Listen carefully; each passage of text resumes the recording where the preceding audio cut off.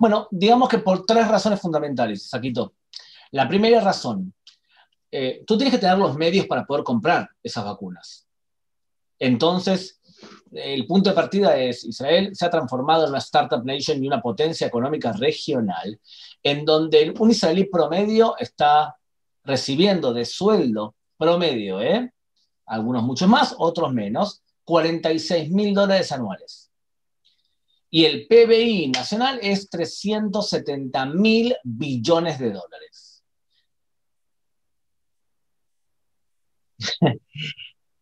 Ten en cuenta que, y además, las reservas de efectivo del país eran de 150.000 millones de dólares. Ahora, eso también tiene una desgracia, y es que, por ejemplo, en comparación al dólar, el shekel es muy fuerte, y eso nos crea grandes problemas porque es un país exportador y nosotros pagamos los sueldos en shekel. Entonces, al empresario le conviene que el dólar esté alto para pagar, para ganar dinero, y el dólar está muy bajo, está a 3,22, es poquísimo. Entonces, evidentemente lo primero que tiene Israel es medios para poder hacerlo. Lo segundo que tienes que tener es un buen canal de distribución de las vacunas. Y eso, si quieres, lo explicamos después. Y lo tercero es que tienes que permitir o querer que la gente lo use. O sea, si la gente desconfía, cree en todo tipo de maniobras y de, eh, llámalo fake news o llámalo de alguna manera teorías conspirativas, o realmente, sinceramente, está preocupada por una vacuna que se desarrolló tan rápido, y entonces la gente no lo va a querer usar. En ese sentido, la demanda de vacunas es mucho más alta que la oferta. O sea, no hay tantas vacunas como para la gente que se quiere vacunar.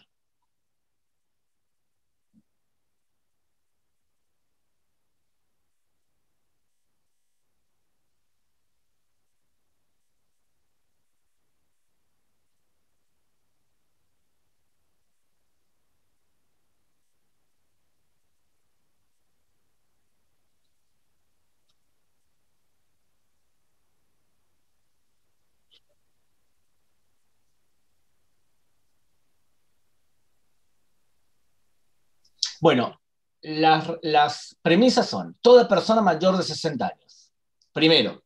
Segundo, toda persona que sea peligro. Seguramente la gente que tú escuchaste, 50 años, es probable que sean personas de cierto nivel de riesgo. Y lo tercero es los propios equipos médicos. Ahora bien, ¿puede ser que una persona de 20 años haya recibido su vacuna? La respuesta es sí. ¿Sabes cuándo? Cuando, debido a la vacuna de Pfizer, que es una vacuna que si no la usas X cantidad de días hay que tirarla, los servicios médicos anuncian: nos quedan vacunas para X personas. Por más que no tengas 60 años, te la damos igual. Entonces, en principio, esas son las condiciones. Puede haber sido que alguien recibió, puede ser, pero en principio esa es la política nacional. En una segunda etapa, la política era a maestros y a policías y militares. Y en una tercera etapa, a toda la población en general. Ahora bien, no se vacuna a una persona, por lo menos la política hasta hoy. Te dan una vacuna, primera dosis, y se guardan la segunda dosis. O sea, hoy no puede ser que una persona reciba la primera dosis y no haya para la segunda. O sea, no vacunan a alguien nuevo si es que no cuentan con las dos dosis. O sea que esa es la política actual. Importante, la paga el Estado, no lo paga el individuo. Las vacunas están siendo pagadas por el Estado de Israel.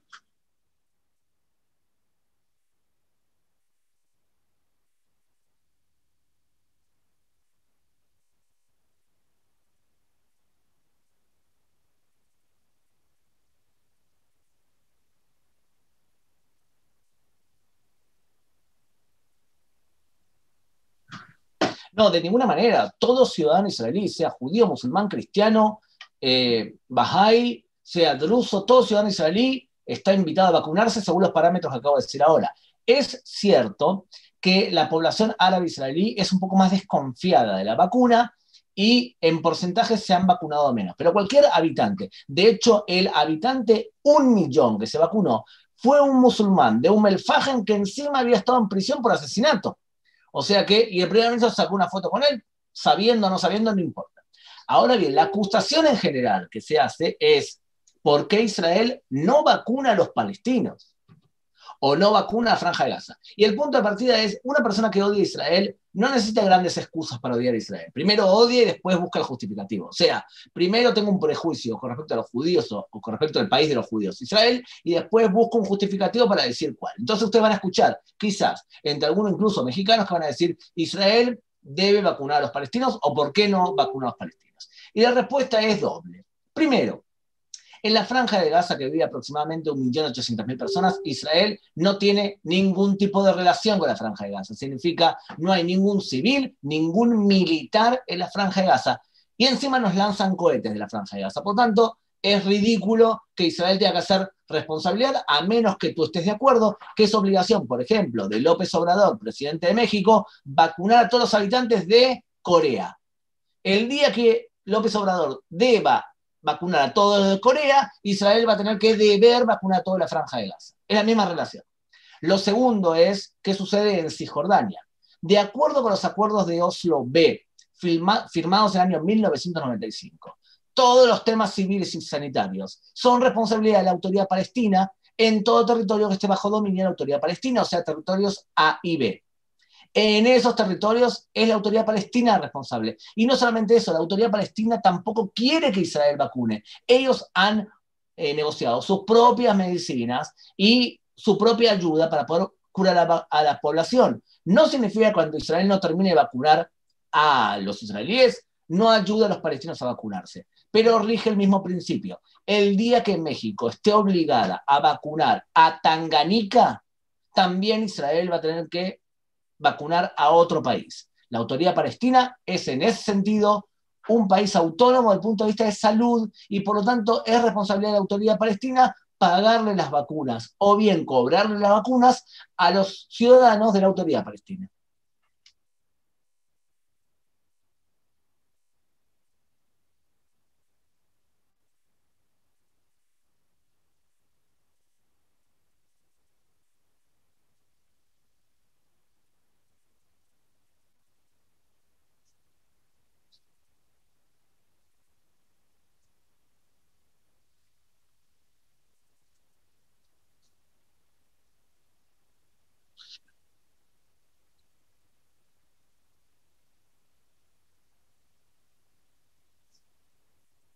Sin duda, todo ciudadano de territorio A y B es ciudadano de la autoridad palestina. Y todo ciudadano de territorio C de Cisjordania, donde viven muy pocos palestinos, es responsabilidad de Israel. Hacia esos ciudadanos rigen las mismas normas que acabo de explicar con respecto a ciudadanos israelíes por ahora, hasta que se llegue a un acuerdo final. Te vuelvo a repetir, Isaac, aquella persona que te diga que Israel tiene que vacunar a los palestinos, lo que te está diciendo es que Israel tendría que, por la fuerza, entrar a Ramallah, entrar con sus militares, vacunar a toda la población y salir. O sea que Israel tendría que violar los acuerdos de Oslo.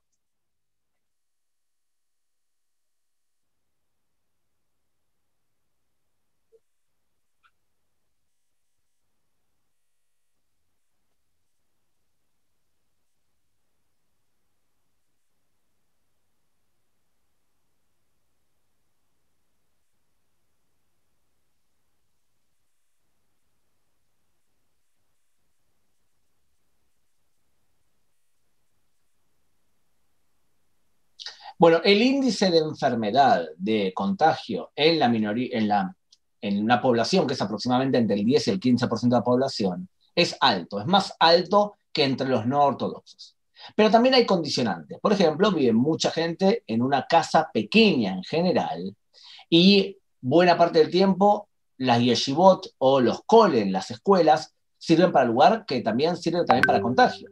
Durante años y hasta el día de hoy, parte de la ortodoxia judía no respetaba las órdenes del Estado de Israel, como si fuese que son un grupo extranacional.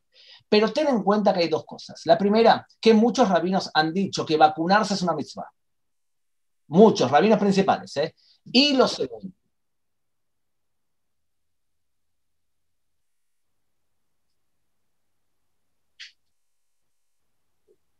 por supuesto. Y lo segundo es que hay cierto estereotipo. Y es que yo creo que la vacuna y el COVID ha integrado a la población israelí mucho más de lo que estaba. Significa, árabes israelíes, que quizás se sentían fuera de Israel, que ahora ven como Israel los protege como nadie en la región y quizás en otros países del mundo.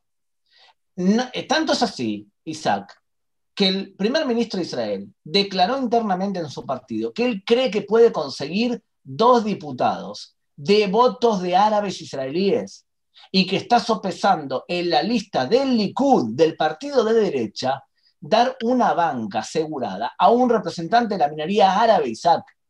¿Eso cómo lo explicas? Porque hay un cambio real en el Medio Oriente y lo mismo ocurre con los religiosos. En el momento que había sitio total y soldados israelíes repartían comida en la casa de ortodoxos, eso crea mayor integración. Por lo tanto, yo sugeriría no tomar los casos extremos que a veces muestra la prensa como una norma, sino que la situación real es mucho más esperanzadora. Hay mayor integración y el COVID ha ayudado a integrarnos como sociedad.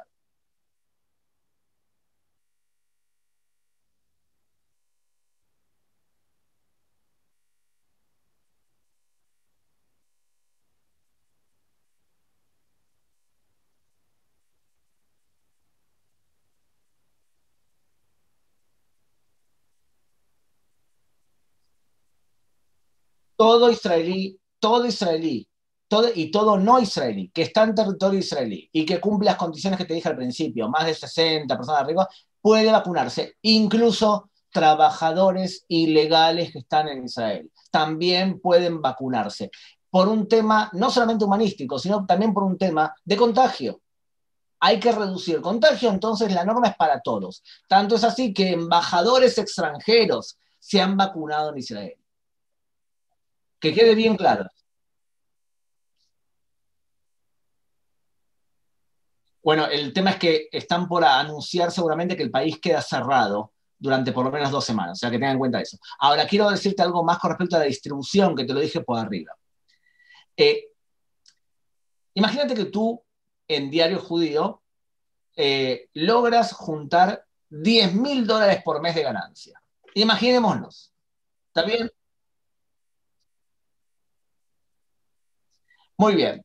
El Estado en Israel te quitaría a tus ganancias un porcentaje escalonado de acuerdo a lo que ganas para seguro médico. Y tú lo único que puedes hacer es, además de protestar, escoger si quieres que el seguro médico tuyo sea Clalit, Maccabi, Meugedet o Leumi. Significa, tú no puedes no tener seguro médico. Todos los israelíes tenemos seguro médico. ¿Y cómo funciona? Isaac, tú vives en mi barrio, por ejemplo, el barrio de Las Flores, Parajim, en Modín, que es donde vivo yo. El barrio mío tiene una centralita de mi seguro médico, que es el Clalit, el de los trabajadores, el ex socialista, en donde ahí tienes pediatra, dentista, tienes tu médico de familia. Si tu problema es más grave, él te envía al hospital, tu médico de familia. Y algunos hospitales pertenecen a las aseguradoras, que son cooperativas. Y en este sentido hay que decir una palabra honorífica, de elogio, a el socialismo en Israel, que creó una infraestructura en donde todo ciudadano tiene protección médica y no es como en Estados Unidos que te cortas un dedo y te puede salir $5.000 cosártelo.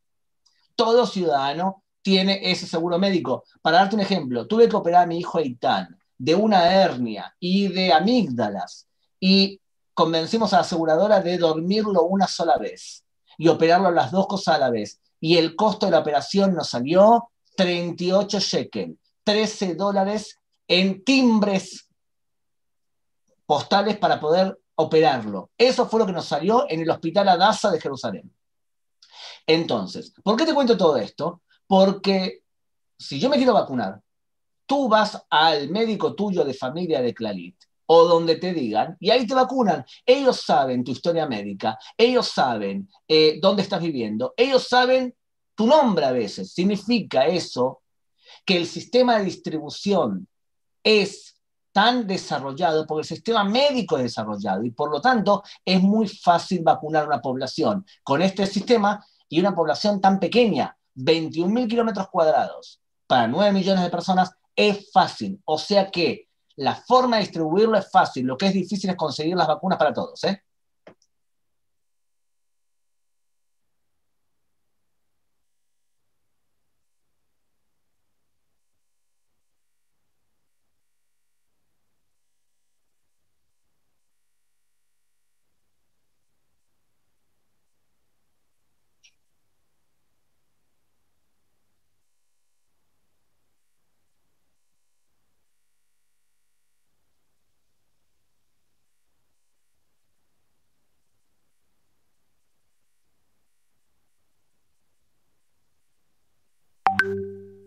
Te quiero hacer una pregunta difícil, Isaac. ¿Tú qué piensas? ¿Que el gobierno mexicano al principio se tomó en serio la pandemia o más o menos?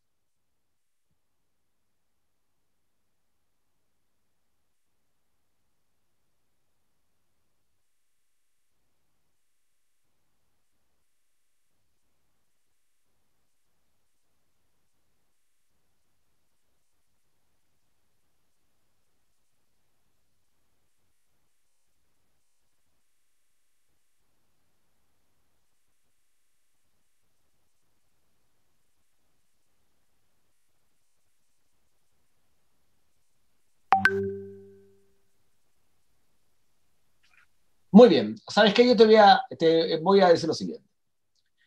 Países como Estados Unidos, donde Donald Trump no se lo tomó muy en serio el problema del principio, o Bolsonaro, o un presidente que tú no has nombrado, pero que ha dicho que qué lindo es tomar el café por las tardes y abrazarnos. Todos esos te demuestran que el país quizás no se lo toma tan en serio, por ejemplo, como el presidente Alberto Fernández en Argentina o como Benjamin Netanyahu en Israel. Significa, hay países que se lo han tomado en serio desde el principio y otros menos. En la ejecución quizás hubo errores. Lo que te quiero decir con esto es que está claro para el israelí hoy que si Benjamin Netanyahu, como primer ministro, logra llegar a las elecciones con un nivel de contagio bajo y con una población vacunada, puede ser que vuelva a triunfar en las elecciones. Y si llega a esas elecciones sin gente vacunada y con un contagio muy alto y en estado de sitio, como nos prometen durante las próximas 2 semanas, entonces puede ser que pierda. En otras palabras, tú puedes ganar o perder elecciones con respecto en relación a tu actitud hacia la pandemia.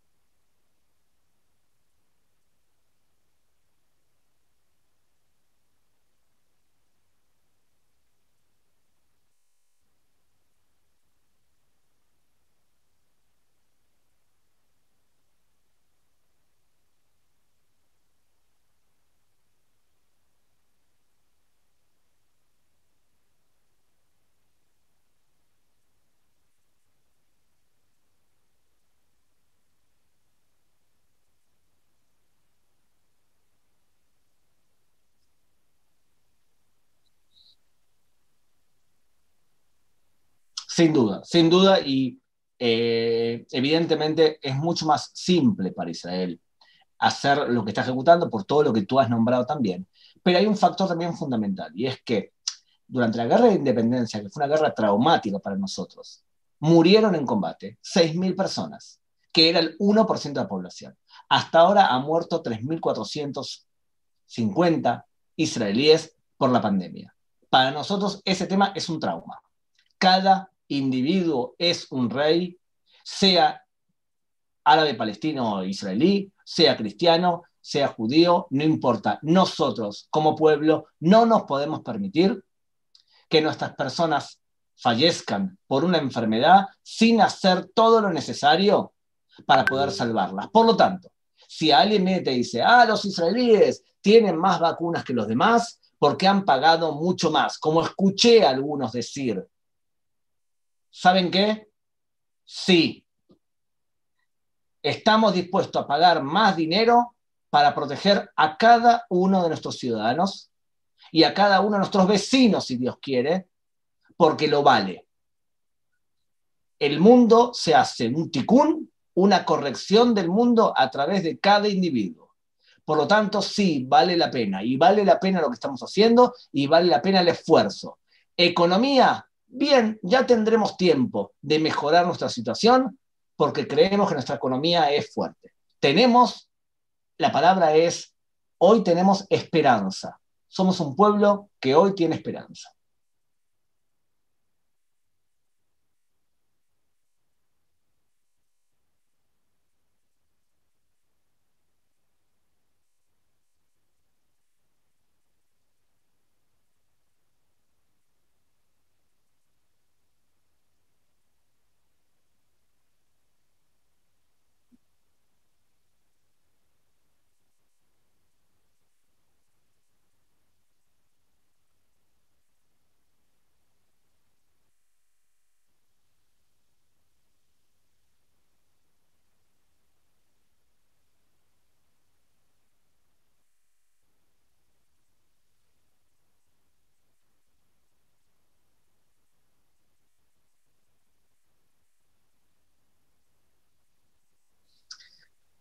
Históricamente, Isaac, yo prefiero que nos presuman poderosos y exitosos que nos presuman débiles y fracasados.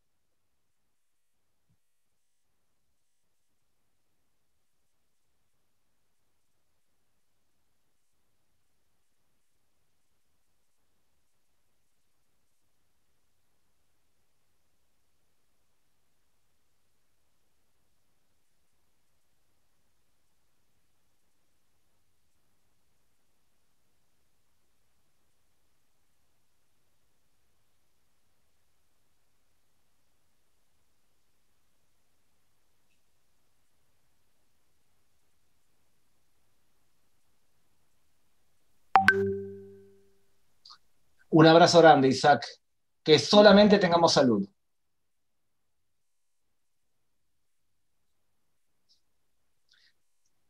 Muy lindo.